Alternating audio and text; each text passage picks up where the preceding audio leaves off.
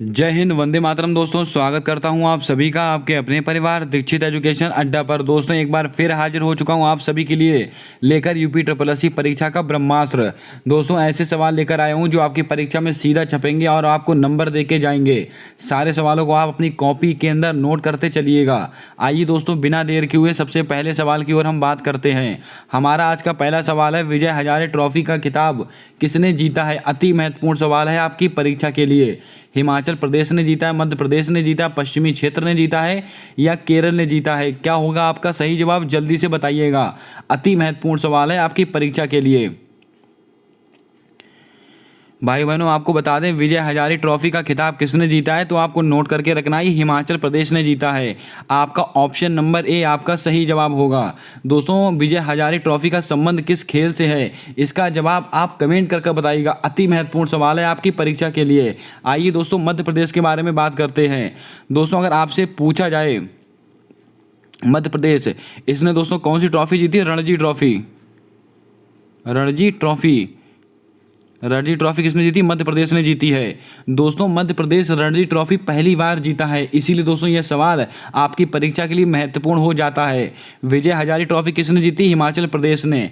Ranji trophy किसने जीती? मध्य प्रदेश ने। दोस्तों पश्चिमी क्षेत्र ने, इन्होंने दोस्तों दिलीप ट्रॉफी जीती है।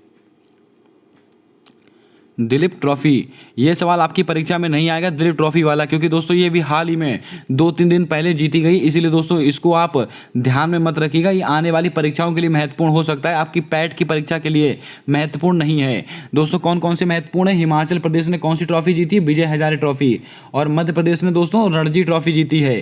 केरल आपकी परीक्षा के लिए अति महत्वपूर्ण राज्य। दोस्तों केरल ने क्या क्या किया है आपको मैंने कल बताया था, OTT प्लेटफॉर्म लॉन्च करने वाला पहला राज्य बन चुका है केरल, जिन्होंने दोस्तों सी स्पेस उसका नाम दिया गया था। और दोस्तों इन्होंने क्या किया है तो आपको नोट करके रखना है। केरल के ही अंदर आप कमेंट बॉक्स के अंदर बताइएगा कि केरल के अंदर कौन कौन से त्यौहार मनाए जाते हैं। एक तो दोस्तों त्रिशूर पुरम फेस्टिवल मनाया जाता है। अब आप बताइएगा कि दोस्तों केरल के अंदर पोंगल बनाया जाता है कि अट्टूकल पोंगल बनाया जाता है, इसका जवाब आप कमेंट कर कर बताएंगे। आइए दोस्तों बात करते हैं आज के अगले प्रश्न को लेकर।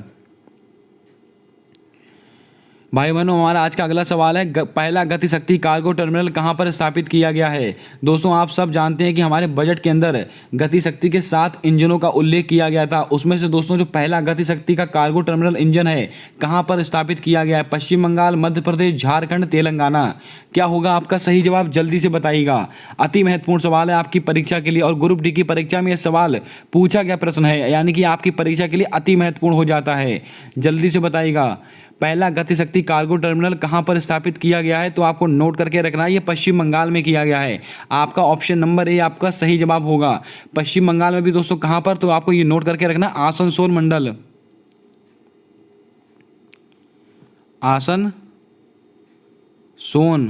आसनसोल मंडल यहाँ पर दोस्तों स्थापित किया गया है। क्या ये दोस्तों पहला कार्गो टर्मिनल, इसको आप नोट करके रखिएगा। और गति शक्ति के कितने इंजन हैं?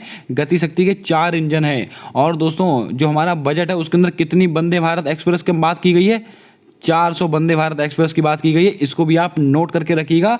अति महत्वपूर्ण सवाल है आपकी परीक्षा के लिए। दोस्तों मध्य प्रदेश में क्या है? कूनो राष्ट्रीय उद्यान। कूनो राष्ट्रीय उद्यान कहाँ पर स्थित है? मध्य प्रदेश में स्थित है। और दोस्तों ये देखिए तेलंगाना की स्थापना कब हुई है? 2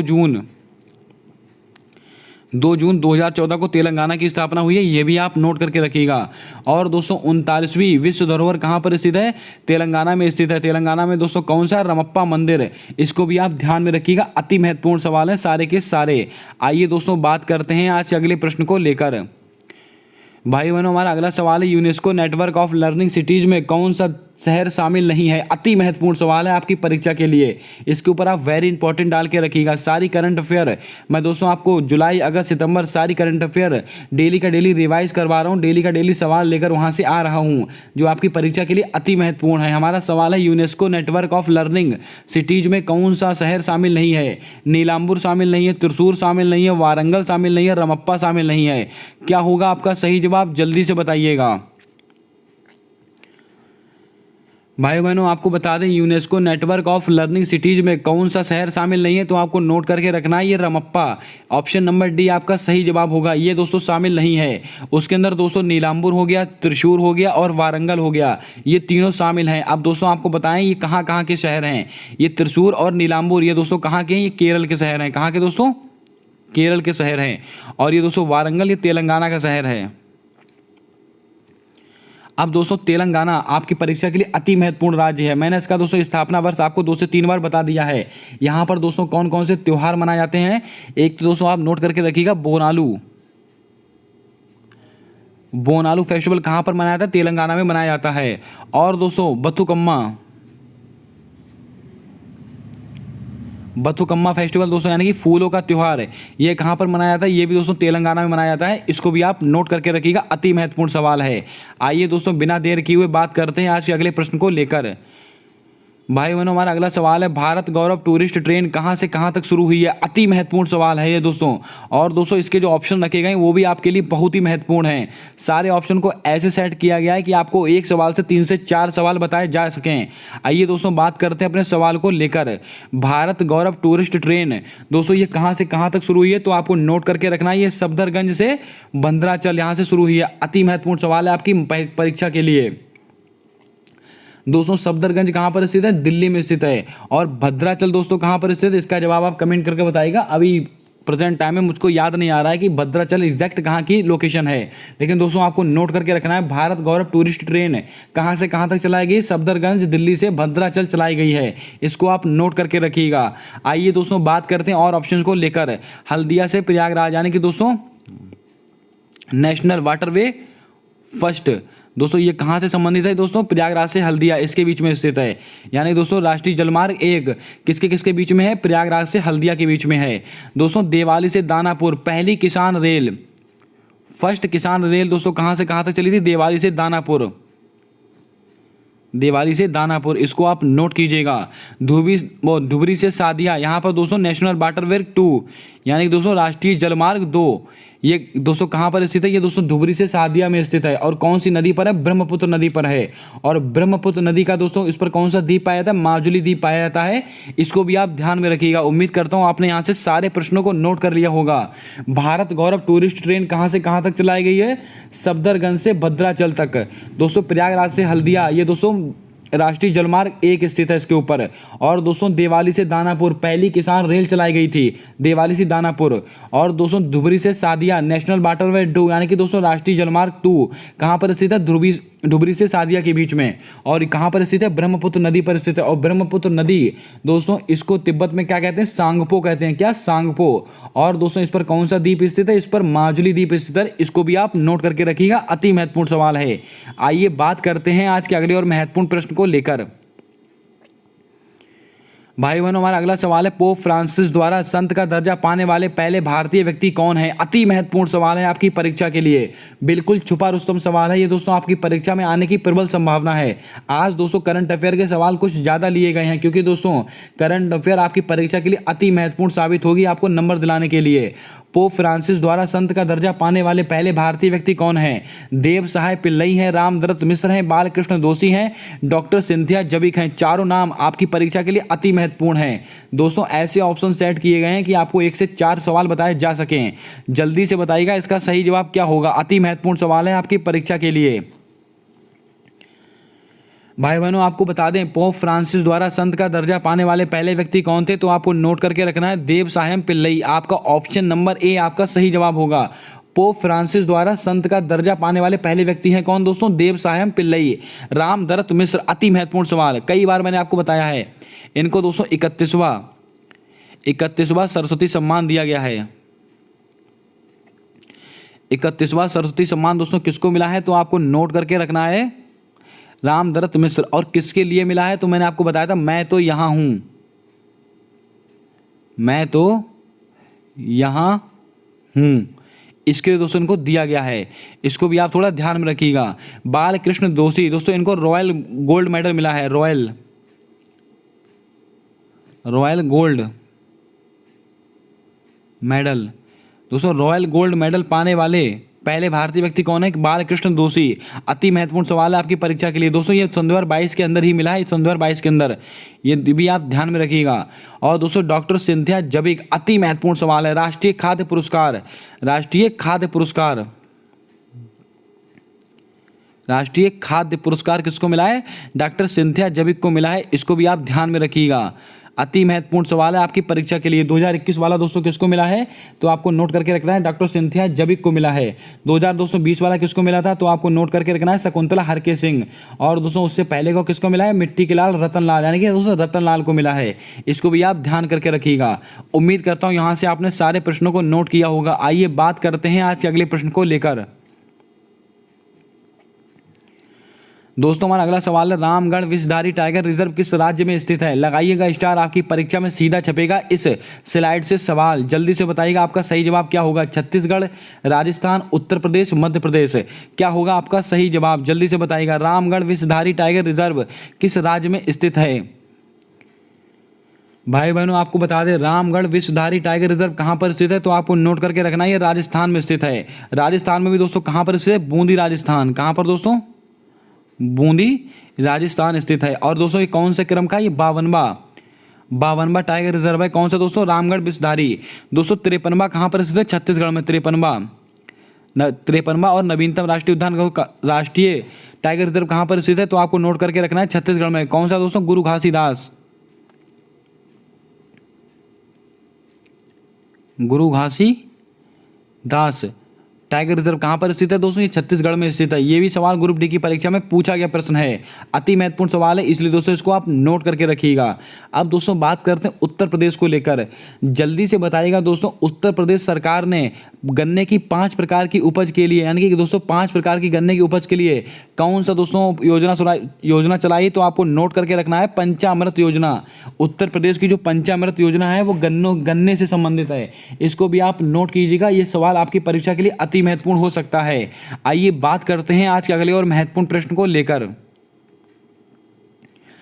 दोस्तों देखिएगा कितना जबरदस्त सवाल है। 5G टेस्ट बेड का नेतृत्व किस संस्थान ने किया है? लगाइएगा स्टार, अति महत्वपूर्ण सवाल। IIT Kanpur, IIT Madras, IIT Roorkee, IIT Kharagpur, क्या होगा आपका सही जवाब? जल्दी से बताइएगा। 5G टेस्ट बेड का नेतृत्व किस संस्थान ने किया है? दोस्तों आप सब जानते हैं कि 5G कितना ज़्यादा चर्चा का विषय बना हुआ है, इसलिए दोस्तों आपकी परीक्षा में यहाँ से सवाल पूछे जाने की प्रबल संभावना है। 5G टेस्ट बेड का नेतृत्व किस संस्थान ने किया है? तो आपको नोट करके रखना है, IIT मद्रास। आपका ऑप्शन नंबर बी आपका सही जवाब होगा। IIT मद्रास ने दोस्तों 5G टेस्ट बेड का नेतृत्व किया है, इसको भी आप ध्यान में रखिएगा। IIT रुड़की, यहाँ पर दोस्तों परम गंगा सुपर कंप्यूटर दोस्तों कहाँ से कमीशन किया गया है? IIT रुड़की। और ये कहाँ पर स्थित है? ये उत्तराखंड में स्थित है। गंगा कहाँ से निकलती है? उत्तराखंड से। और दोस्तों IIT खड़गपुर, मैंने आपको कल की प्रैक्टिस सेट में बताया, परम शक्ति दोस्तों सुपर कंप्यूटर कहाँ से कमीशन किया गया है? IIT खड़गपुर। इसको भी आप नोट करके रखिएगा, अति महत्वपूर्ण सवाल है आपकी परीक्षा के लिए। आइए दोस्तों बात करते हैं आज के अगले और महत्वपूर्ण प्रश्न को लेकर। भाई बहनों आज का हमारा अगला सवाल है, स्किल इंडिया इंटरनेशनल सेंटर की स्थापना कहाँ पर हुई है? प्रयागराज, वाराणसी, लखनऊ, गोरखपुर। लीजिएगा दोस्तों आपकी परीक्षा में सीधा छपने वाला सवाल आ गया है, स्किल इंडिया इंटरनेशनल सेंटर की स्थापना कहाँ हुई है? करंट अफेयर का बहुत ही बेहतरीन सवाल है दोस्तों, उत्तर प्रदेश विशेषांक सवाल है, जल्दी से बताइएगा। स्किल इंडिया इंटरनेशनल सेंटर की स्थापना कहाँ हुई है? दोस्तों आपको बता दें, स्किल इंडिया इंटरनेशनल सेंटर की स्थापना कहाँ पर हुई है? वाराणसी में हुई है। आपका ऑप्शन नंबर बी आपका सही जवाब होगा। अब दोस्तों वाराणसी नाम आया है तो आपको एक चीज़ याद रखनी है, SCO की पहली सांस्कृतिक और पर्यटन राजधानी किसको बनाया गया? वाराणसी को बनाया गया है। इसको आप वेरी इंपॉर्टेंट में नोट करके रखिएगा। और SCO की जो बैठक हो रही है वो कहाँ पर होगी? उज्बेकिस्तान में होगी। और उज्बेकिस्तान में भी कहाँ पर? समरकंद में होगी। इसको भी आप थोड़ा अपनी कॉपी के अंदर नोट करके रखिएगा। स्किल इंडिया इंटरनेशनल सेंटर की स्थापना कहाँ पर हुई है? वाराणसी में हुई है। दोस्तों प्रयागराज, यहाँ पर दोस्तों आपको बता दें, नैनो यूरिया से बनने वाला दूसरा संयंत्र बनाया जाता है। पहला कहाँ पर बनाया गया? कलोल, गुजरात में। दोस्तों नैनो यूरिया से बनने वाला संयंत्र कहाँ पर बनाया गया? पहला गुजरात के कलोल में बनाया गया है, और दूसरा कहाँ बनेगा? प्रयागराज में बनेगा। इसको भी आप थोड़ा याद करके रखिएगा, आने वाली परीक्षाओं के लिए महत्वपूर्ण हो सकता है ये सवाल। लखनऊ में दोस्तों क्या स्थित है? पैरा बैडमिंटन अकादमी। क्या दोस्तों? पैरा बैडमिंटन अकादमी दोस्तों कहाँ पर स्थित है? लखनऊ में स्थित है। इसके अलावा दोस्तों ब्रह्मोस विनिर्माण केंद्र, ब्रह्मोस विनिर्माण केंद्र यह कहाँ पर स्थित है? ये भी दोस्तों लखनऊ में ही स्थित है। गोरखपुर में दोस्तों आपको बता दें टेराकोटा, टेराकोटा का जीआई टैग किसको दिया गया? गोरखपुर को दिया गया है। टेराकोटा का जीआई टैग दोस्तों किसको दिया गया है? गोरखपुर को दिया गया है। इसको भी आप थोड़ा नोट करके रखिएगा, आपकी परीक्षा के लिए अति महत्वपूर्ण सवाल है। दोस्तों अब आप बताएंगे कि जीआई टैग ये कितने वर्षों के लिए दिया जाता है? 10 वर्षों के लिए या 20 वर्षों के लिए? इसका जवाब आप कमेंट करके बताएंगे। अति महत्वपूर्ण सवाल है आपकी परीक्षा के लिए। आइए बात करते हैं आज के अगले और महत्वपूर्ण प्रश्न को लेकर। भाइयों बहनों, आज का हमारा अगला सवाल है, उबेर कप 2022 का खिताब किसने जीता है? दक्षिण कोरिया ने जीता है, चीन ने जीता है, भारत ने जीता है, जापान ने जीता है।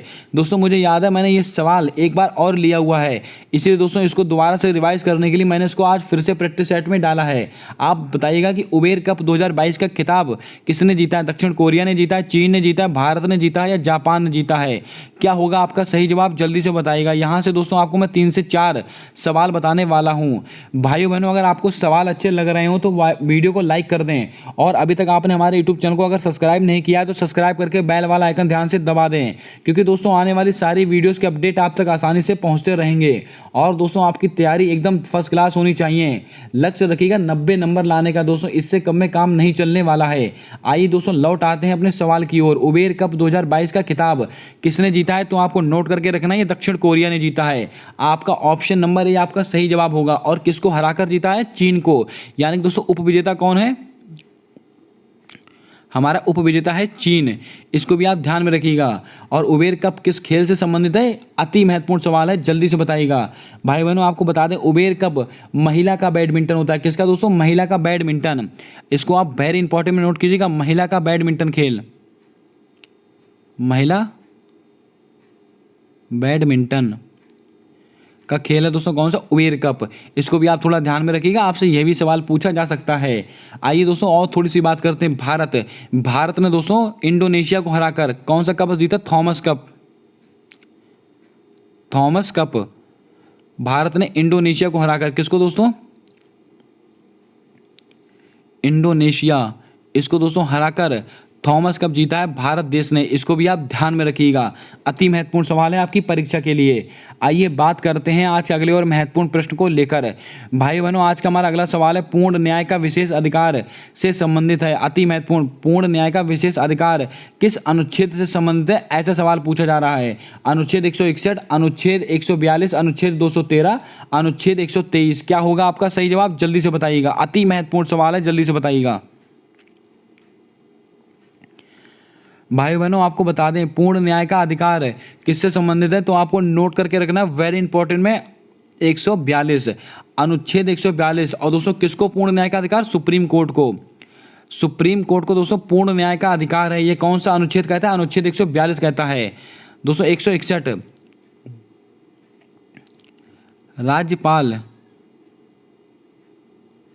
राज्यपाल पर दोस्तों महाभियोग। ये दोस्तों राज्यपाल पर महाभियोग किससे संबंधित है? राज्यपाल से संबंधित है। इसको भी आप थोड़ा नोट करके रखिएगा, आपकी परीक्षा के लिए अति महत्वपूर्ण सवाल हो सकता है ये भी। उम्मीद करता हूं दोस्तों आपने सारे प्रश्नों को नोट कर लिया होगा। आइए दोस्तों बढ़ चलते हैं आज के अगले प्रश्न को लेकर। भाई बहनों हमारा अगला सवाल है, अंतरराजकीय परिषद की स्थायी समिति का अध्यक्ष कौन बनाए गए हैं? अति महत्वपूर्ण सवाल आपकी परीक्षा के लिए, जल्दी से इसके ऊपर स्टार लगाइएगा। और दोस्तों वेरी इंपॉर्टेंट की श्रेणी में इस सवाल को रखिएगा। अंतरराजकीय परिषद की स्थायी समिति का अध्यक्ष किसको बनाया गया है? ज्योतिरादित्य सिंधिया को बनाया गया, धर्मेंद्र प्रधान को बनाया गया, स्मृति ईरानी को बनाया गया या अमित शाह को बनाया गया? क्या होगा आपका सही जवाब? जल्दी से बताइएगा। भाइयों बहनों आपको बता दें अंतरराजकीय परिषद का स्थायी समिति का अध्यक्ष किसको बनाया गया है? तो आपको नोट करके रखना, अमित शाह को बनाया गया है। आपका ऑप्शन नंबर डी आपका सही जवाब होगा। और अमित शाह दोस्तों कौन है? सहकारिता मंत्रालय संबंधित, सहकारिता मंत्रालय सबसे नवीन मंत्रालय है दोस्तों। और दोस्तों इसके मंत्री कौन है? अमित शाह। और दोस्तों इसका जो ध्येयवाक्य का सहकार से समृद्धि, सहकार से समृद्धि, इसको भी आप ध्यान में रखिएगा, ये भी आपसे परीक्षा में पूछा जा सकता है कि सहकारिता मंत्रालय दोस्तों किसके अंतर्गत आता है, अमित शाह के अंतर्गत आता है। और दोस्तों इसका कोटेशन क्या है, इसका ध्येय वाक्य क्या है, सहकार से समृद्धि। दोस्तों अल्पसंख्यक, ये अल्पसंख्यक मंत्रालय, अल्पसंख्यक मंत्रालय दोस्तों किससे संबंधित है, तो आपको याद रखना है स्मृति ईरानी। धर्मेंद्र प्रधान दोस्तों हमारे शिक्षा मंत्री हैं, शिक्षा मंत्री हैं। और दोस्तों ज्योतिरादित्य सिंधिया, ये दोस्तों किससे संबंधित है, जल्दी से बताइएगा इसका सही जवाब क्या होगा। अति महत्वपूर्ण सवाल है आपकी परीक्षा के लिए। भाई बहनों आपको बता दें ज्योतिरादित्य सिंधिया ये दोस्तों नागरिक उड्डयन मंत्रालय से संबंधित है, इसको भी आप थोड़ा ध्यान में रखिएगा, आपसे यहाँ से भी प्रश्न पूछे जा सकते हैं। आइए बात करते हैं आज के अगले और महत्वपूर्ण प्रश्न को लेकर। भाई बहनों हमारा आज का अगला सवाल है, travel and tourism development index 2021 में भारत का स्थान कौन सा है। लीजिएगा दोस्तों रैंकिंग का सवाल आ गया आपकी परीक्षा के लिए, अति महत्वपूर्ण सवाल है ये। ट्रैवल एंड टूरिज्म में डेवलपमेंट इंडेक्स में भारत का कौन सा स्थान है, 101वां स्थान है, 136वां स्थान है, या 135वां स्थान है, 54वां स्थान है। क्या होगा आपका सही जवाब, जल्दी से बताइएगा। चारों स्थान आपकी परीक्षा के लिए अति महत्वपूर्ण और रामबाण साबित होंगे। Travel and tourism development index 2021 में भारत का कौन सा स्थान है, तो आपको नोट करके रखना है 54वां स्थान है। आपका ऑप्शन नंबर डी आपका सही जवाब होगा। दोस्तों ऑप्शन नंबर ए, ये दोस्तों 121वां भुखमरी सूचकांक में भारत का स्थान कौन सा दोस्तों, 101वां स्थान है। 136 ये दोस्तों खुशहाली सूचकांक में दोस्तों भारत का कौन सा स्थान है, तो आपको नोट करके रखना है 136वां। 135 पर दोस्तों भारत को शांति मिल गई, शांति सूचकांक में दोस्तों भारत का स्थान कौन सा, 135वां स्थान है। दोस्तों वायु शक्ति सूचकांक, अगर वायु शक्ति सूचकांक है तो भारत का तीसरा स्थान है। अगर आपसे कहे कि पर्यावरण प्रदूषण सूचकांक, तो दोस्तों भारत का 180वां स्थान है। अगर दोस्तों आपसे कहे वर्ल्ड प्रेस फ्रीडम इंडेक्स में भारत का स्थान, तो दोस्तों आपको 150वां स्थान याद रखना है। अब दोस्तों अगर आपसे कहे इंटेलेक्चुअल प्रॉपर्टी, इसमें दोस्तों भारत का स्थान कौन सा है, इसमें दोस्तों 43वां स्थान है। इसको भी आप ध्यान में रखिएगा, अति महत्वपूर्ण सवाल है आपकी परीक्षा के लिए। उम्मीद करता हूं दोस्तों आपने यहाँ से सारे रैंकिंग को नोट कर लिया होगा। दोस्तों आपसे यहाँ से कोई ना कोई रैंकिंग आपकी परीक्षा में 100% पूछी जाएगी। आइए बात करते हैं आज के अगले और महत्वपूर्ण प्रश्न को लेकर। दोस्तों हमारा आज का अगला सवाल है, ड्रोन नीति 2022 तैयार करने वाला पहला राज्य कौन सा है, हिमाचल प्रदेश, केरल, मध्य प्रदेश, पश्चिम बंगाल। क्या होगा आपका सही जवाब, जल्दी से बताइएगा। ड्रोन नीति 2022 तैयार करने वाला पहला राज्य कौन सा है, जल्दी से बताइएगा। भाई बहनों आपको बता दें ड्रोन नीति 2022 तैयार करने वाला पहला राज्य कौन सा है, तो आपको नोट करके रखना है हिमाचल प्रदेश। इसी ने दोस्तों कौन सी ट्रॉफी जीती, विजय हजारे ट्रॉफी जीती, आपको मैंने अभी बताया है। हिमाचल प्रदेश ड्रोन नीति तैयार करने वाला पहला राज्य बन चुका है। अति महत्वपूर्ण सवाल है, इसको आप ध्यान में रखिएगा। आइए दोस्तों केरल को लेकर थोड़ी सी बात करते हैं। यहाँ पर दोस्तों कौन सा त्यौहार मनाया था, मैंने अभी आपसे पीछे सवाल पूछा था कि पोंगल मनाया जाता है कि अट्टूकल पोंगल मनाया जाता है, तो दोस्तों आपको याद करके रखना अट्टूकल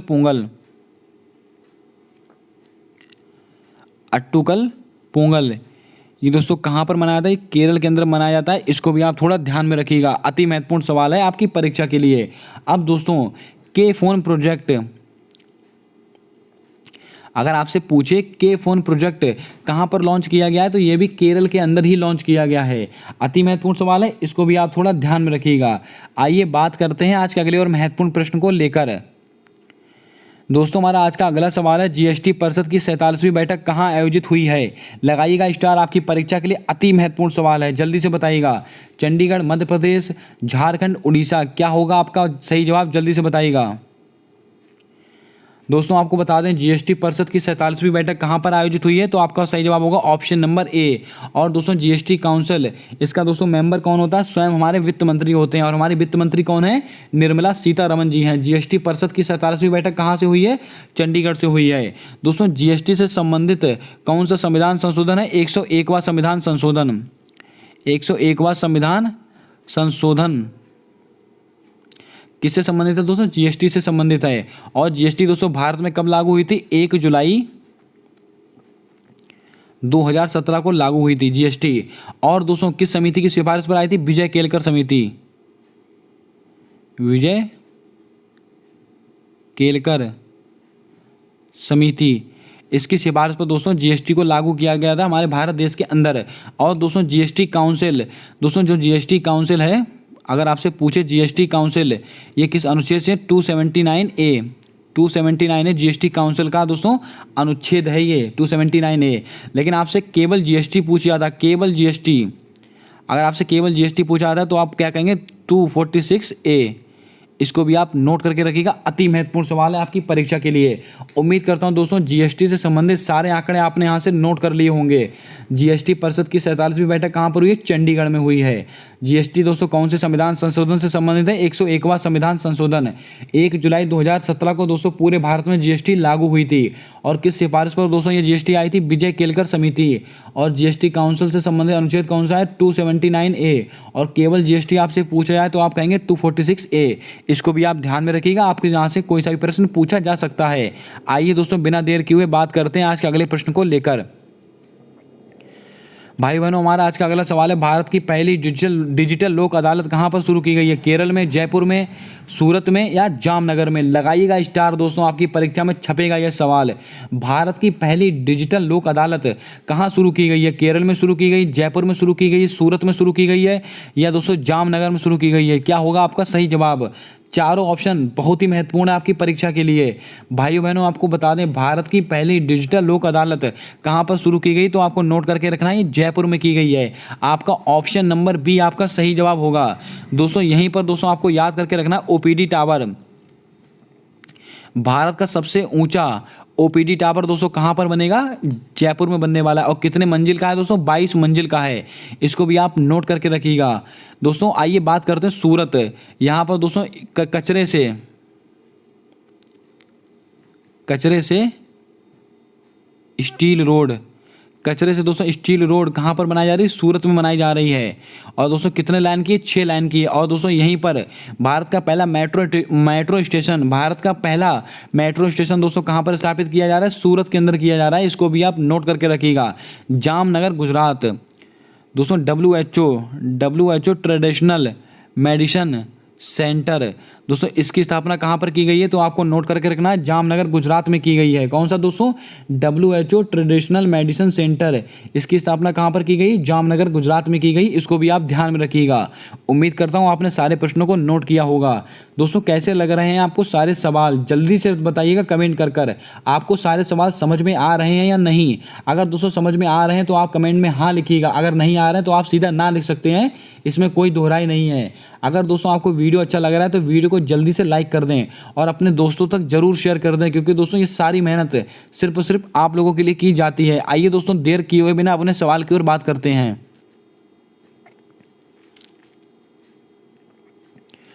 भाई बहनों हमारा आज का अगला सवाल है, गंगा सागर मेले का आयोजन कहाँ पर होता है, बताइएगा। बिहार में, पुदुचेरी में, पश्चिम बंगाल में, मणिपुर में। क्या होगा आपका सही जवाब, जल्दी से बताइएगा। गंगा सागर मेला का आयोजन कहाँ पर किया जाता है, तो आपको नोट करके रखना है, वेरी इंपॉर्टेंट में, पश्चिम बंगाल। आपका ऑप्शन नंबर सी आपका सही जवाब होगा। दोस्तों बिहार में क्या होता है, छठ पर्व, छठ पूजा दोस्तों, नदी और सूर्य का महत्व। छठ पूजा कहाँ पर होता है, बिहार में होता है। दोस्तों पुडुचेरी में क्या हुआ है, राष्ट्रीय युवा महोत्सव, राष्ट्रीय युवा महोत्सव 2022, इसका दोस्तों आयोजन कहाँ पर हुआ है, तो आपको नोट करके रखना है, ये पुडुचेरी में हुआ है। इसको भी आप वेरी इंपॉर्टेंट में नोट कीजिएगा। गंगा सागर मेला दोस्तों पश्चिम बंगाल में लगता है और बिहार में छठ पूजा यानी दोस्तों भगवान सूर्य और नदी का महत्व। मणिपुर में दोस्तों क्या क्या स्थित है, तो आपको नोट करके रखना है, काबुल लामजाओ नेशनल पार्क। भारत का एकमात्र तैरता हुआ राष्ट्रीय उद्यान कौन सा है, काबुल लामजाओ नेशनल पार्क। और दोस्तों जो मणिपुर है उसका राजकीय पशु कौन सा है, डांसिंग डियर। कौन सा दोस्तों, डांसिंग डियर वहाँ का राजकीय पशु है। इसको भी आप नोट करके रखिएगा। और दोस्तों अगर आपसे पूछा जाए कि मणिपुर की विधानसभा में कितनी सीटें हैं, 60 सीटें हैं। और इसके दोस्तों इसके मुख्यमंत्री कौन बनाए गए, वीरेंद्र सिंह इसके दोस्तों मुख्यमंत्री बनाए गए हैं। इसको भी आप वेरी इंपॉर्टेंट में नोट कीजिएगा, क्योंकि दोस्तों भी हाल ही में विधानसभा के चुनाव हुए थे 5 राज्यों के अंदर, मैंने आपको कई बार नोट कराए हैं। और दोस्तों इसीलिए आपकी परीक्षा में ये सवाल बनने की प्रबल संभावना है। आइए बात करते हैं आज के अगले और महत्वपूर्ण प्रश्न को लेकर। दोस्तों हमारा अगला सवाल है, बुशमैन जनजाति कहाँ पर पाई जाती है, लगाइएगा स्टार, आपकी परीक्षा के लिए अति महत्वपूर्ण सवाल। कालाहारी मरुस्थल, अंडमान निकोबार, सिक्किम या उत्तराखंड। क्या होगा आपका सही जवाब, जल्दी से बताइएगा। भाई बहनों आपको बता दें बुशमैन जनजाति कहाँ पर पाई जाती है, तो आपको नोट करके रखना है ये कालाहारी मरुस्थल। कालाहारी मरुस्थल दोस्तों पेंटागोनिया के पठार कालाहारी मरुस्थल, यहाँ पर दोस्तों बुशमैन जनजाति पाई जाती है। दोस्तों अंडमान निकोबार, इसमें दोस्तों कौन कौन सी, जारवा, जारवा जनजाति और इसके अलावा सेंट लीफ। जारवा और सेंट लीफ जनजाति कहाँ पर पाई जाती है, अंडमान निकोबार में पाई जाती हैं। इनको भी आप नोट करके रखिएगा। दोस्तों सिक्किम में कौन कौन सी जातियाँ पाई जाती हैं, इसका जवाब आप कमेंट करके बताएंगे, क्योंकि दोस्तों ये सवाल अति महत्वपूर्ण है आपकी परीक्षा के लिए। कुछ सवाल मैं आपको बता रहा हूँ, कुछ सवाल आप कमेंट करके बताएगा, क्योंकि दोस्तों आप अगर कमेंट करते हैं तो उसके जवाब आपके मन में बिल्कुल छप जाते हैं, आपको याद हो जाते हैं। आइए दोस्तों देर किए हुए अगले सवाल की ओर बढ़ते हैं। दोस्तों हमारा अगला सवाल है हिंद स्वराज किसकी पुस्तक है। लीजिएगा दोस्तों अति महत्वपूर्ण सवाल है। अरविंद घोष, राजेंद्र प्रसाद, मौलाना अबुल कलाम आज़ाद या महात्मा गांधी। क्या होगा आपका सही जवाब, जल्दी से बताइएगा। हिंद स्वराज किसकी पुस्तक है, अरविंद घोष की है, राजेंद्र प्रसाद की है, मौलाना अबुल कलाम आज़ाद की है या महात्मा गांधी की है। दोस्तों आपको बता दें हिंद स्वराज किसकी पुस्तक है, तो आपको नोट करके रखना महात्मा गांधी की पुस्तक है। आपका ऑप्शन नंबर डी आपका सही जवाब होगा। दोस्तों हिस्ट्री का एकदम लल्लन टॉप प्रश्न है, इसको आप वेरी इंपॉर्टेंट में नोट कीजिएगा। अब दोस्तों और ऑप्शंस को लेकर बात करते हैं। Arvind Ghosh life divine, life divine किसकी पुस्तक है दोस्तों, अरविंद घोष की पुस्तक है। Rajendra Prasad India divided,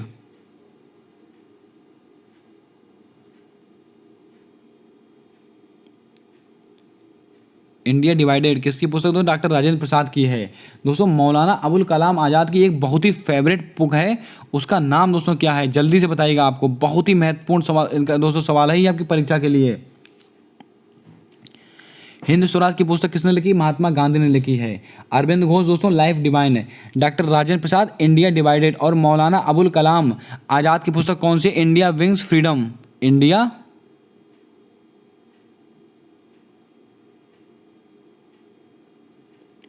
wings freedom. ये दोस्तों किसकी पुस्तक है, इसको आप नोट करके रखिएगा। अति महत्वपूर्ण सवाल है आपकी परीक्षा के लिए, मौलाना अबुल कलाम आज़ाद, इसको भी आप ध्यान में रखिएगा। सारी पुस्तकें मैंने आपको 1 बाय 1 नोट करा दी हैं। अब दोस्तों आप बताइएगा कि गुलामगिरी का संबंध, यानी गुलामगिरी पुस्तक है उसका संबंध किससे है। दोस्तों उसका जो लेखक है, उनके दोस्तों जो संपादक है कौन है, इसका जवाब आप कमेंट करके बताएंगे। बहुत ही जर्नल सा सवाल है और कई बार आपसे परीक्षा में पूछा गया प्रश्न है। आइए दोस्तों बिना देर किए हुए बात करते हैं आज के अगले प्रश्न को लेकर। दोस्तों हमारा अगला सवाल है रंग राजन समिति का संबंध किससे है, गरीबी से है, जीएसटी से है, नाबार्ड से है, शिक्षा से है। दोस्तों क्योंकि मुझे आपको यहाँ पर सारी समितियाँ बतानी थी, इसीलिए दोस्तों इस सवाल को लिया गया है। रंग राजन समिति का संबंध किससे है, जल्दी से बताइएगा। दोस्तों आपको बता दें रंग राजन समिति इसका संबंध किससे है, इसका संबंध है गरीबी से। अगर दोस्तों आपसे तेंदुलकर समिति पूछी जाए तो भी दोस्तों आप क्या कहेंगे, गरीबी से संबंधित है। और दोस्तों कौन से रंग राजन समिति, ये भी दोस्तों गरीबी से संबंधित है, इसको भी आप ध्यान में रखिएगा। आइए दोस्तों बात करते हैं जीएसटी से संबंधित विजय केलकर समिति, कौन से दोस्तों, विजय केलकर समिति। आपको मैंने बताया हुआ है अभी। नाबार्ड शिवरमन समिति,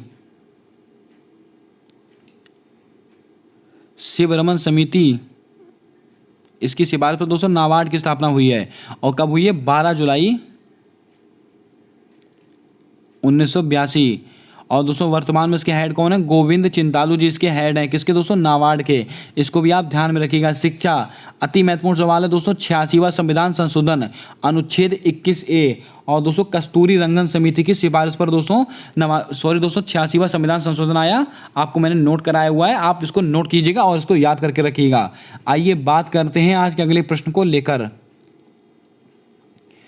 दोस्तों हमारा आज का अगला सवाल है पहला सरस्वती सम्मान किसे प्राप्त हुआ था, अति महत्वपूर्ण सवाल है। रामदत्त मिश्र को, हरिवंश राय बच्चन को, नमिता गोखले को, चंद्रभान ख्याल को। चारों नाम अति महत्वपूर्ण है, मैं चारों के बारे में चर्चा करने वाला हूं।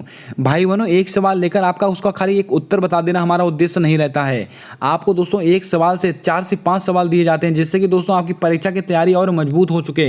दोस्तों कई सवाल ऐसे होंगे जो आप डेली पढ़ते होंगे यहाँ पर, यानी कि दोस्तों आपको एक सवाल बार बार पढ़ाने का कोई उद्देश्य नहीं है, लेकिन दोस्तों उनको ऑप्शन में रखकर उनका दोस्तों रिवीजन किया जा सकता है। अगर आप किसी को दोस्तों बार बार रिवाइज करते तो आप दोस्तों परीक्षा के अंदर पूरे कॉन्फिडेंस के साथ उस पर टिक लगा लगा सकते हैं, उसको सही कर सकते हैं। ये दोस्तों मेरा पर्सनल एक्सपीरियंस है जो मैं आपके साथ शेयर करना चाहता हूँ। पहला सरस्वती सम्मान किसको प्राप्त हुआ है तो आपको नोट करके रखना है वेरी इंपॉर्टेंट के रूप में, हरिवंश राय बच्चन। आपका ऑप्शन नंबर बी आपका सही जवाब होगा। अति महत्वपूर्ण सवाल है दोस्तों। रामदत्त मिश्र, मैंने आपको बताया था इनको दोस्तों अभी 31वां सरस्वती सम्मान मिला है, इसको भी आप ध्यान में रखिएगा। नमिता गोखले दोस्तों, इनको इंग्लिश भाषा का दोस्तों इसको सम्मान मिला है, उनको दोस्तों नमिता गोखले को।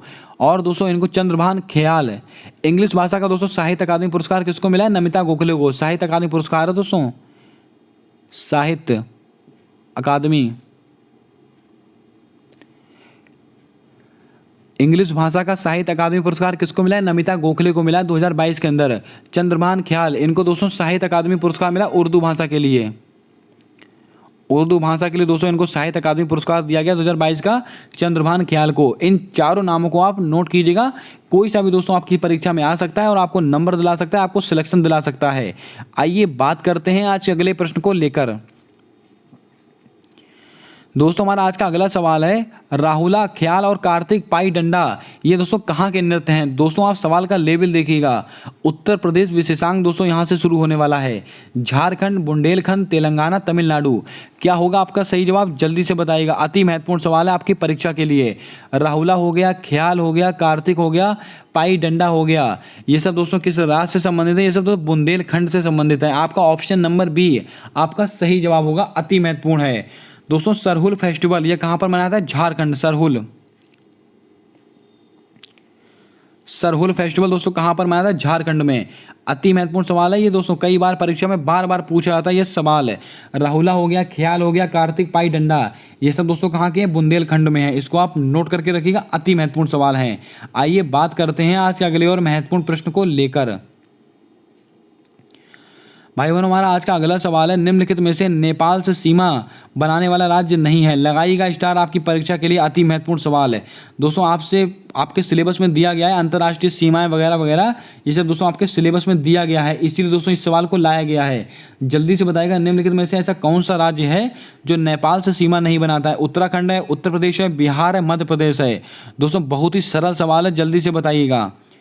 निम्नलिखित में से ऐसा कौन सा राज्य है जो नेपाल से सीमा नहीं बनाता है, तो आपको वेरी इंपॉर्टेंट में नोट करके रखना, मध्य प्रदेश। मध्य प्रदेश नेपाल से सीमा नहीं बनाता है। अब दोस्तों नेपाल से सीमा बनाता कौन कौन है, उत्तराखंड बनाता है, उत्तर प्रदेश बनाता है, बिहार बनाता है, इसके अलावा दोस्तों पश्चिम बंगाल बनाता है, और दोस्तों सिक्किम बनाता है। इन सभी को याद रखिएगा दोस्तों, अति महत्वपूर्ण सवाल है आपकी परीक्षा के लिए। कौन कौन सा बनाएगा, उत्तराखंड, उत्तर प्रदेश, बिहार, पश्चिम बंगाल, सिक्किम, इसको आप नोट करके रखिएगा। आपसे यहाँ से कोई सा भी प्रश्न पूछा जा सकता है। उम्मीद करता हूँ आपने यहाँ से सारे प्रश्नों को नोट किया होगा। आइए बात करते हैं आज के अगले प्रश्न को लेकर। भाई बहनों खेल विशेषांक का बहुत ही लल्लन टॉप प्रश्न, भावना जाट का संबंध किस खेल से है, फुटबॉल से है, पैदल चाल से है, बॉक्सिंग से है, या टेबल टेनिस से है। क्या होगा आपका सही जवाब, जल्दी से बताइएगा। अति महत्वपूर्ण सवाल है आपकी परीक्षा के लिए। यहाँ पर दोस्तों आपको मैं दो नाम ऐसे बताने वाला हूँ जो आपकी परीक्षा के लिए ब्रह्मास्त्र साबित होंगे। दोस्तों भावना जाट का संबंध किस खेल से है, तो आपको नोट करके रखना पैदल चाल। आपका ऑप्शन नंबर बी आपका सही जवाब हो जाएगा। भावना जाट किससे संबंधित है, पैदल चाल से संबंधित हैं। दोस्तों फुटबॉल से दोस्तों एक नाम याद रखिएगा, मनीषा कल्याण।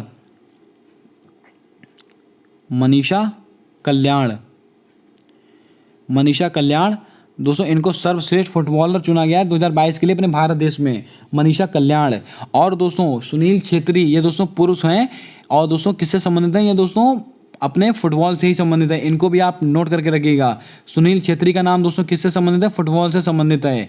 भावना जाट दोस्तों पैदल चाल, और मनीषा कल्याण दोस्तों फुटबॉल से संबंधित है। बॉक्सिंग, अति महत्वपूर्ण सवाल, निखत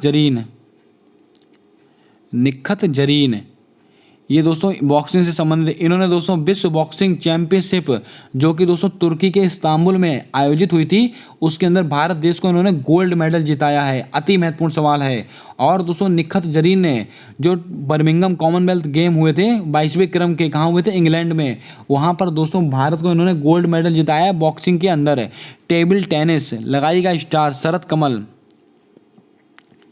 शरद कमल, ये दोस्तों टेबल टेनिस से संबंधित है। और दोस्तों इन्होंने जो कॉमनवेल्थ गेम बर्मिंघम उसके अंदर दोस्तों इन्होंने एकमात्र ऐसे खिलाड़ी हैं जिन्होंने दोस्तों क्या जीता है, इन्होंने दोस्तों 3 गोल्ड जीते हैं। 3 सबसे ज़्यादा पदक जीतने वाले खिलाड़ी कौन से, यही हैं दोस्तों। एक खेल के अंदर इन्होंने 3 पदक जीते हैं शरत कमल ने, और टेबल टेनिस से संबंधित हैं।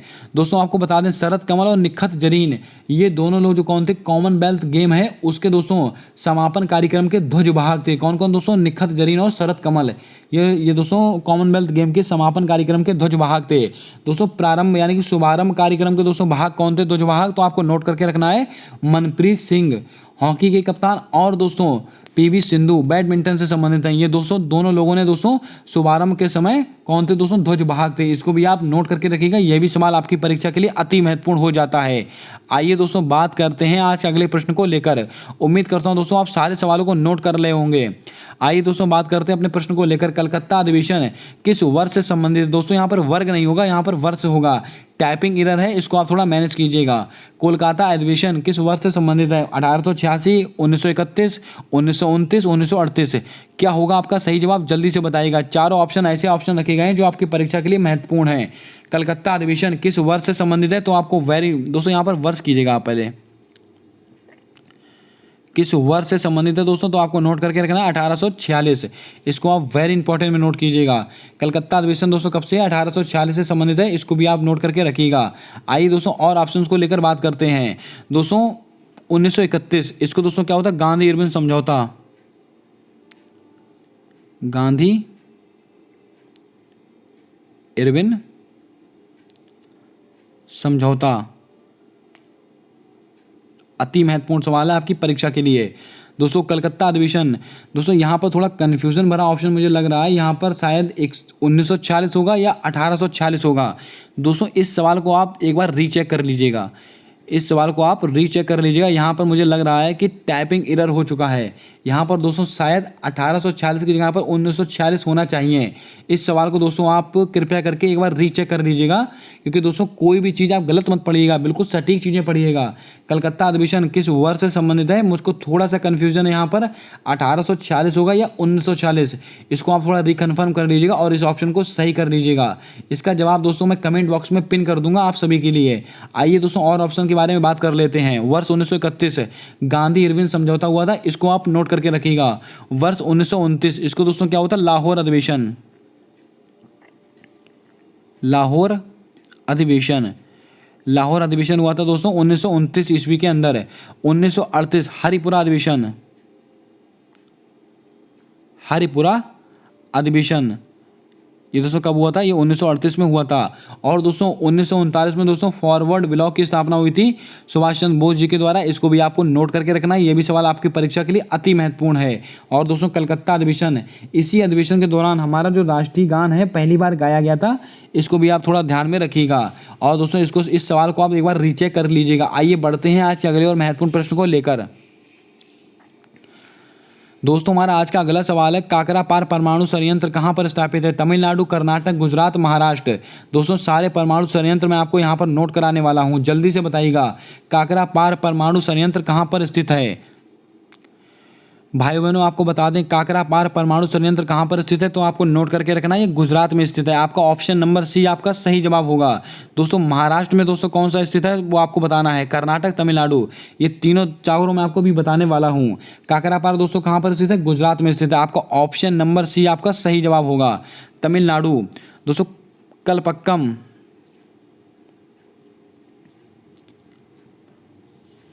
कलपक्कम और कुडनकुलम, ये दोस्तों कहाँ पर स्थित है, ये दोस्तों तमिलनाडु में स्थित हैं। कर्नाटक में दोस्तों क्या है, कैगा, कैगा परमाणु संयंत्र स्थित है। और दोस्तों उत्तर प्रदेश में कौन सा, नरौरा, नरौरा स्थित है। इसको भी आप ध्यान में रखिएगा, अति महत्वपूर्ण सवाल है। दोस्तों काकरापार कहाँ पर स्थित है, गुजरात में स्थित है। और दोस्तों तमिलनाडु में दोस्तों कौन सा स्थित है, कलपक्कम और कुडनकुलम। कर्नाटक में दोस्तों कैगा। महाराष्ट्र में दोस्तों कौन सा है, तो आपको थोड़ा याद करके रखना है, इसका जवाब बताइएगा। इसका जवाब अभी मुझे याद नहीं आ रहा है। तारापुर, कौन सा, तो तारापुर, तारापुर परमाणु संयंत्र कहाँ पर स्थित है, महाराष्ट्र में स्थित है। इसको भी आप नोट कर लीजिएगा, अति महत्वपूर्ण सवाल है। आइए बात करते हैं आज के अगले प्रश्न को लेकर। दोस्तों हमारा आज का अगला सवाल है, भारतीय दलहन अनुसंधान संस्थान कहाँ पर स्थित है? लखनऊ में, नागपुर में, जोधपुर में, कानपुर में? दोस्तों ये एक ऐसे प्रश्न है जो आपकी परीक्षा में बार बार आते हैं और आपको कंफ्यूज करते हैं। जल्दी से बताइएगा, भारतीय दलहन अनुसंधान संस्थान कहाँ पर स्थित है? यहाँ पर दोस्तों जितने महत्वपूर्ण अनुसंधान संस्थान है मैं आपको नोट कराने वाला हूँ, आपको नोट करके रखना है। भारतीय दलहन अनुसंधान संस्थान है ये दोस्तों कानपुर में स्थित है। आपका ऑप्शन नंबर डी आपका सही जवाब होगा। दोस्तों गन्ना या चीनी, गन्ना अनुसंधान और संस्थान ये कहाँ पर स्थित है? ये दोस्तों लखनऊ में स्थित है। नागपुर में दोस्तों क्या पर है? नागपुर में दोस्तों कपास अनुसंधान संस्थान ये कहाँ पर स्थित है दोस्तों? ये दोस्तों नागपुर में स्थित है। जोधपुर में दोस्तों नीरी दोस्तों कहाँ पर स्थित है? जोधपुर में। सॉरी दोस्तों, नीरी नहीं, काजरी कहाँ पर स्थित है? जोधपुर में। और दोस्तों इसके अलावा नीरी कहाँ पर है? नागपुर में है। नीरी कहाँ पर है? नागपुर में। ये दोस्तों एक संस्था है, इसको भी आप नोट करके रखिएगा। दोस्तों भारतीय दलहन अनुसंधान संस्थान कहाँ पर है? कानपुर में स्थित है। लखनऊ में दोस्तों कौन सा? गन्ना वाला और चीनी वाला, ये कहाँ पर स्थित है? लखनऊ में स्थित है। नागपुर में दोस्तों क्या मिलता है? कपास अनुसंधान संस्थान नागपुर में स्थित है। इसके अलावा दोस्तों नीरी भी कहाँ पर है? नागपुर में ही है। जोधपुर में दोस्तों काजरी है। इसके अलावा दोस्तों अगर आपसे पूछा जाता है कि आलू अनुसंधान संस्थान, अगर आपसे आलू वाला पूछा जाए आलू, तो आपका जवाब होगा शिमला। आलू दोस्तों शिमला। अब शिमला दोस्तों, जो शिमला मिर्च होती है बिना आलू के कैसे बनती है? कोई भी सब्जी हो गया बिना आलू के दोस्तों सारी सब्जियां अधूरी हैं। शिमला मिर्च दोस्तों कहाँ से संबंधित है? यानी शिमला कहाँ से संबंधित है? आलू से संबंधित है। और दोस्तों तंबाकू अनुसंधान संस्थान कहाँ पर स्थित है? तो आपको वेरी इंपॉर्टेंट में नोट करके रखना है, राजमुंद्री, आंध्र प्रदेश। इसको आप नोट करके रखिएगा, ये भी दोस्तों आपकी परीक्षा के लिए अति महत्वपूर्ण सवाल है। आइए बात करते हैं आज के अगले और महत्वपूर्ण प्रश्न को लेकर। भाइयों बहनों आज का हमारा अगला सवाल है, उत्तर प्रदेश में ग्रेफाइट खनिज मुख्यतः पाया जाता है हमीरपुर, मुरादाबाद, कन्नौज, चित्रकूट। क्या होगा आपका सही जवाब? जल्दी से बताइएगा, अति महत्वपूर्ण सवाल है आपकी परीक्षा के लिए। उत्तर प्रदेश विशेषांक यहाँ से शुरू होते हैं दोस्तों। उत्तर प्रदेश विशेषांक के सवाल आज कुछ ज़्यादा लिए गए हैं क्योंकि दोस्तों यूपी SSC की पैट की परीक्षा में उत्तर प्रदेश विशेषांक से सवाल आने की प्रबल संभावना बनती है। उत्तर प्रदेश में ग्रेफाइट खनिज का मुख्यतः कहाँ पाया जाता है? तो आपको नोट करके रखना है हमीरपुर। आपका ऑप्शन नंबर ए आपका सही जवाब हो जाएगा। आइए दोस्तों ऑप्शंस को लेकर बात करते हैं। भाई बहनों आपको बता दें, उत्तर प्रदेश में ग्रेफाइट कहाँ पाया जाता है? हमीरपुर में। मुरादाबाद, इसको दोस्तों पीतल नगरी कहते हैं। पीतल नगरी दोस्तों कौन सी है? मुरादाबाद। कन्नौज, इत्र नगरी दोस्तों कौन सी है? इत्र नगरी कन्नौज को कहते हैं। इसको भी आप नोट करके रखिएगा। दोस्तों चित्रकूट में क्या बनाया हुआ है? विकलांग विश्वविद्यालय बनाया गया। क्या दोस्तों? विकलांग विश्वविद्यालय की स्थापना कहाँ पर की गई है? चित्रकूट में की गई है। इसको भी आप ध्यान में रखिएगा, आपकी परीक्षा के लिए यह भी अति महत्वपूर्ण है। आइए दोस्तों बिना देर किए हुए अगले सवाल की ओर बात करते हैं। दोस्तों गांधी सागर परियोजना किस नदी पर स्थित है? दोस्तों नदियों का सवाल आपकी परीक्षा में आना तय है। जल्दी से बताइएगा कि गांधी सागर परियोजना किस नदी पर स्थित है? नर्मदा नदी, चंबल नदी, झेलम नदी, ब्रह्मपुत्र नदी। क्या होगा आपका सही जवाब? जल्दी से बताइएगा। दोस्तों आपको बता दें गांधी सागर परियोजना किस नदी पर स्थित है, तो आपको वेरी इंपॉर्टेंट में नोट करके रखना है, ये चंबल नदी पर स्थित है। आपका ऑप्शन नंबर बी आपका बिल्कुल करेक्ट जवाब होगा। गांधी सागर परियोजना किस नदी पर स्थित है? चंबल नदी पर स्थित है। आइए दोस्तों और नदियों के बारे में आपको जानकारी देता हूँ। नर्मदा, ये दोस्तों अमरकंटक की पहाड़ी से निकलती है। कहाँ से दोस्तों? अमरकंटक की पहाड़ी से निकलती है। और इस पर दोस्तों क्या क्या स्थित है, तो आपको नोट करके रखना है सरदार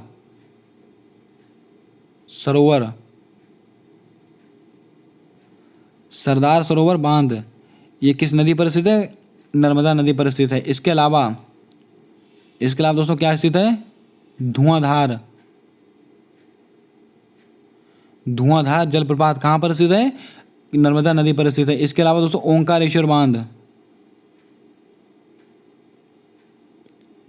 ओंकारेश्वर बांध कहाँ पर स्थित है? ये दोस्तों स्थित है नर्मदा नदी के ऊपर। उम्मीद करता हूँ दोस्तों आपने यहाँ से सारे प्रश्नों को नोट किया होगा। ब्रह्मपुत्र नदी अति महत्वपूर्ण सवाल है आपकी परीक्षा के लिए। ये दोस्तों कहाँ से निकलती है, इसका जवाब आप कमेंट करके बताएंगे। अति महत्वपूर्ण सवाल है आपकी परीक्षा के लिए कि ब्रह्मपुत्र नदी कहाँ से निकलती है। दोस्तों आपको बताता हूँ, माजुली द्वीप कहाँ पर स्थित है? ब्रह्मपुत्र नदी पर स्थित है। इसके अलावा ब्रह्मपुत्र नदी को दोस्तों कहाँ पर सांगपो कहते हैं? तिब्बत में सांगपो कहते हैं। और दोस्तों असम में स्थित है ब्रह्मपुत्र नदी। और राष्ट्रीय जलमार्ग 2 किस पर स्थित है? ब्रह्मपुत्र नदी पर स्थित है।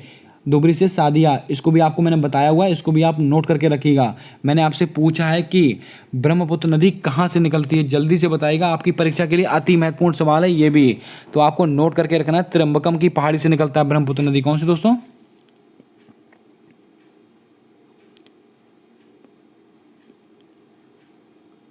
त्रिम्बकम की पहाड़ी से दोस्तों ब्रह्मपुत्र नदी निकलती है, इसको भी आप नोट करके रखिएगा।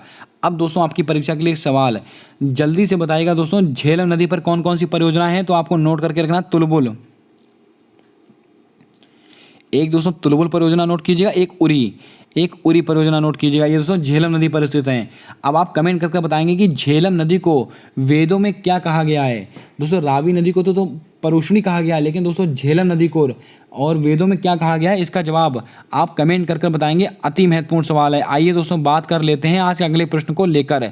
आज का हमारा अगला सवाल है हनी प्रोसेसिंग बैन, दोस्तों बहन नहीं, यहाँ पर थोड़ा टाइपिंग एरर हो चुका है। हनी प्रोसेसिंग बैन का शुभारंभ कहाँ पर किया गया? गाजियाबाद, कानपुर, लखनऊ, चित्रकूट। क्या होगा आपका सही जवाब, जल्दी से बताइएगा। भाई बहनों आपको बता दें, हनी प्रोसेसिंग बहन नहीं दोस्तों, बैन, हनी प्रोसेसिंग वैन, इसका उद्घाटन दोस्तों कहाँ पर किया गया, इसका शुभारंभ कहाँ किया गया? गाजियाबाद। अति महत्वपूर्ण सवाल है आपकी परीक्षा के लिए। दोस्तों सबसे प्रदूषित शहर कौन सा माना जाता है? गाजियाबाद माना जाता है। और दोस्तों आपको बता दें, हनी प्रोसेसिंग जो वैन है वो कहाँ पर शुभारंभ किया गया? गाजियाबाद में शुभारंभ किया गया। इसको भी आप थोड़ा नोट करके रखिएगा, अति महत्वपूर्ण सवाल है। दोस्तों रामपुर में दोस्तों क्या बनाया गया है, तो थोड़ा सा आप नोट करके रखिए। अमृत सरोवर, भारत का पहला अमृत सरोवर कहाँ पर स्थापित किया गया? रामपुर में किया गया है। इसको भी आप थोड़ा नोट करके रखिएगा, ये भी सवाल आपकी परीक्षा में पूछा जा सकता है। आइए दोस्तों बात करते हैं आज के अगले और महत्वपूर्ण प्रश्न को लेकर। दोस्तों हमारा आज का अगला और अंतिम सवाल है, अति महत्वपूर्ण सवाल है कि पीसा अधिनियम किस वर्ष से संबंधित है? लगाइएगा स्टार, आपकी परीक्षा के लिए ब्रह्मास्त्र वाला सवाल है ये दोस्तों। पीसा अधिनियम किस वर्ष से संबंधित है? 1992, 1993, 1996, 1995। क्या होगा आपका सही जवाब, जल्दी से बताइएगा। यहाँ से दोस्तों आपको मैं 2 से 3 जानकारियाँ देने वाला हूँ। पीसा अधिनियम किस वर्ष से संबंधित है, तो आपको नोट करके रखना है वर्ष 1996। आपका ऑप्शन नंबर सी आपका सही जवाब हो जाएगा। आइए दोस्तों बात करते हैं और ऑप्शन को लेकर। 1992,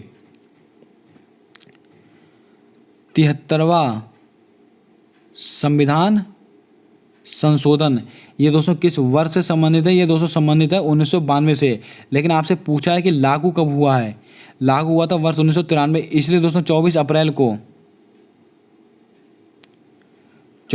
को पंचायती राज दिवस मनाया जाता है। यह भी आपको नोट करके रखना है। दोस्तों उत्तर प्रदेश की स्थापना कब हुई है? उत्तर प्रदेश की स्थापना 24 जनवरी। इसको भी आप ध्यान में रखिएगा, आपसे यह भी सवाल पूछा जा सकता है। उम्मीद करता हूँ आपने यहाँ से सारे प्रश्नों को नोट किया होगा, सारे प्रश्न आपको अच्छे लगे होंगे। दोस्तों ये सारी मेहनत सिर्फ और सिर्फ आप सभी लोगों के लिए की जाती है। आप बताइएगा कि सारे प्रश्न आपको कैसे लगे, आपने इस वीडियो से कुछ नया सीखा है या नहीं। अगर दोस्तों आपको वीडियो अच्छी लगी तो वीडियो को लाइक कर दें, और आपको सवाल पसंद आए हों तो आप प्यारा सा कमेंट कर सकते हैं कमेंट बॉक्स के अंदर। उम्मीद करता हूं दोस्तों ये वीडियो आपकी परीक्षा के लिए रामबाण साबित होगी। मिलते हैं आने वाली अगली वीडियो में, तब तक के लिए जय हिंद, जय भारत। दोस्तों अपना सपोर्ट, अपना प्रेम हमारे यूट्यूब चैनल के साथ बनाकर रखिएगा।